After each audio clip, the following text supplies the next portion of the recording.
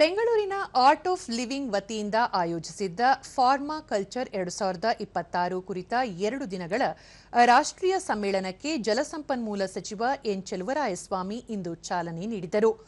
ಈ ವೇಳೆ the art of ಲಿವಿಂಗ್ನ ರವಿಶಂಕರ್ ಗುರೂಜಿ, ಕೃಷಿ ವಿಜ್ಞಾನ ಮತ್ತು ತಂತ್ರಜ್ಞಾನ ಸಂಸ್ಥೆ ಟ್ರಸ್ಟ್ನ ಅಧ್ಯಕ್ಷ ಪ್ರಸನ್ನ ಪ್ರಭು, ನಬಾರ್ಡ್ ಅಧ್ಯಕ್ಷ ಡಾ ವಿ ಶಾಜಿ ಕೃಷ್ಣನ್, ಉತ್ತರ ಪ್ರದೇಶದ ವೀರ್ ಬಹದ್ದೂರ್ ಸಿಂಗ್, ಪೂರ್ವಾಂಚಲ ವಿಶ್ವವಿದ್ಯಾಲಯದ ಉಪಕುಲಪತಿ ವಂದನಾ ಸಿಂಗ್ ಮತ್ತಿತರರು ಉಪಸ್ಥಿತರಿದ್ದರು.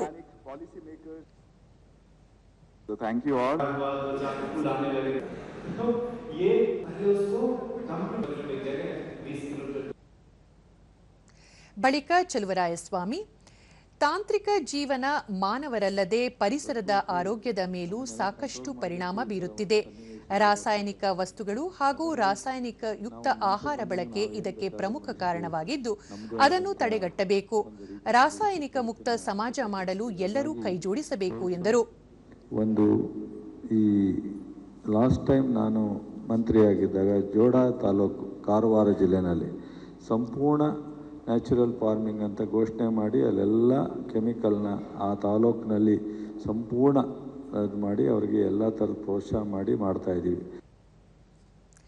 ರವಿಶಂಕರ್ ಗುರೂಜಿ, ಮಾನವ ಜೀವನದ ಪ್ರತಿ ಹೆಜ್ಜೆಯಲ್ಲೂ ಸಹಜತೆ ಹೇಗೆ ಮುಖ್ಯವೋ ಅದೇ ರೀತಿ ಪ್ರಕೃತಿಯಲ್ಲೂ ಸಹಜತೆ ಮತ್ತು ಸುಸ್ಥಿರತೆ ಮುಖ್ಯವಾಗಿದ್ದು, ಅದಕ್ಕೆ ರೈತರು ಶ್ರಮಿಸಬೇಕು. ರೈತರು ಆ ನಿಟ್ಟಿನಲ್ಲಿ ಕೆಲಸ ಮಾಡಲು ಕೃಷಿ ಇಲಾಖೆ, ಬ್ಯಾಂಕ್ಗಳು, ಸ್ಥಳೀಯ ಮುಖಂಡರು, ಸಂಘ ಸಂಸ್ಥೆಗಳು ಸೇರಿದಂತೆ ಪ್ರತಿ ಕ್ಷೇತ್ರವೂ ರೈತರ ಸರ್ವತೋಮುಖ ಅಭಿವೃದ್ಧಿಗೆ ಕ್ರಮ ಕೈಗೊಂಡರೆ ಸಮಾಜ ಸಹಜವಾಗಿ ಉತ್ತುಂಗಕ್ಕೇರುತ್ತದೆ. ಅದಕ್ಕೆ ಚರ್ಚೆಗಳು, ಸಮ್ಮೇಳನ, ಮಂಥನಗಳು ಅಗತ್ಯವಾಗಿದ್ದು, ರೈತರ ಯಶಸ್ಸಿಗೆ ಎಲ್ಲರೂ ಶ್ರಮಿಸೋಣ ಎಂದು ತಿಳಿಸಿದರು. And that water will have that type of quality in it, and so sustainable development in the ecosystem can happen only when we go with the ecosystem, when we go with the natural farming. Prasanna ಪ್ರಭು, ಕೃಷಿ ಕ್ಷೇತ್ರದಲ್ಲಿ ಬಳಸುತ್ತಿರುವ ರಾಸಾಯನಿಕ ವಸ್ತುಗಳು ಪರಿಸರ, ಮನುಷ್ಯರ ಆರೋಗ್ಯದ ಮೇಲೆ ಸಾಕಷ್ಟು ಪರಿಣಾಮ ಬೀರುತ್ತಿದ್ದು, ಅದನ್ನು ತಡೆಗಟ್ಟಬೇಕಿದೆ. ಅದಕ್ಕಾಗಿ ಭೂಮಿ ಮತ್ತು ಮಣ್ಣಿನ ಆರೋಗ್ಯ ಕಾಪಾಡಬೇಕಿದ್ದು, ರೈತರಿಗೆ ಈ ನಿಟ್ಟಿನಲ್ಲಿ ತರಬೇತಿ ನೀಡಿ ಸೂಕ್ತ ಜ್ಞಾನ ಒದಗಿಸಬೇಕಿದೆ ಎಂದು ಹೇಳಿದರು. Recent soil health card data indicates that roughly half of the soil samples that were taken, the carbon, organic carbon content was below 0.05%, which is alarming. Soil is a living system. If we continuously take from it without giving back, eventually it loses its ability to sustain us. ಡಾ V Shaji Krishnan, ಪರಿಸರದಲ್ಲಿ ಸುಸ್ಥಿರತೆ ಕಾಪಾಡುವ ನಿಟ್ಟಿನಲ್ಲಿ ಪ್ರತಿಯೊಬ್ಬರೂ ಜವಾಬ್ದಾರಿ ಹೊರಬೇಕಿದೆ.